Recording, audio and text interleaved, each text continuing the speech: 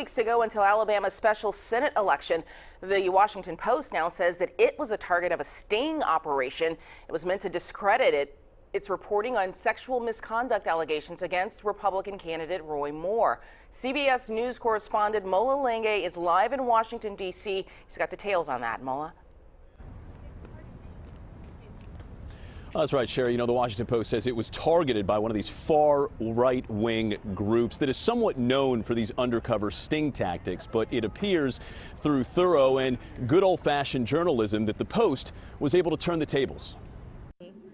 That this is being recorded and video recorded. The Washington Post recorded this video showing a woman, the Post claims, tried to lure them into publishing a false story about Judge Roy Moore. The Post story says Jamie Phillips contacted them using a false name, alleging she had a sexual relationship with Moore in 1992 when she was just 15. She said the affair ended with an abortion.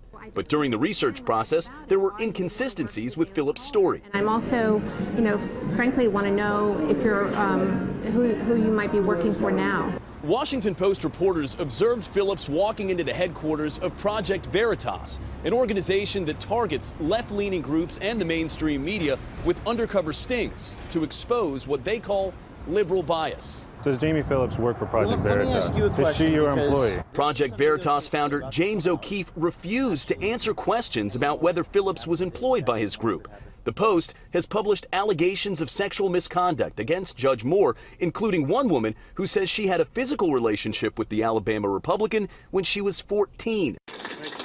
Moore, who's running for the U.S. Senate, denies the allegations. We've seen malicious and false attacks which reflect the immorality of our time. Moore faces Democrat Doug Jones in a special election December 12th. It's been a slow process. The Moore campaign has not commented specifically about the incident between the Washington Post and Project Veritas. Again, just more generally about the allegations against the judge, which, like we said, Sherry, he insists they are false. And Mola, we know that this group has gone after other news organizations, CNN, and they've also gone after Planned Parenthood with this. Do you have any indication on whether Project Veritas was working on their own or working on someone's behalf? It seems the Washington Post tried to get behind that. Is there going to be more investigation of this particular woman?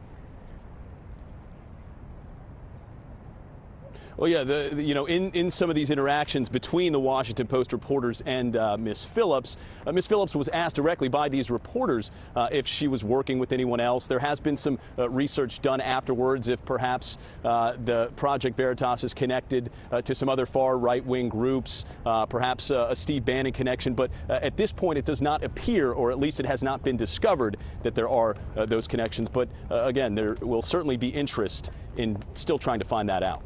Sounds like the journalists will be on the case. Mola, thank you. That's Mola Lengay reporting in Washington, D.C.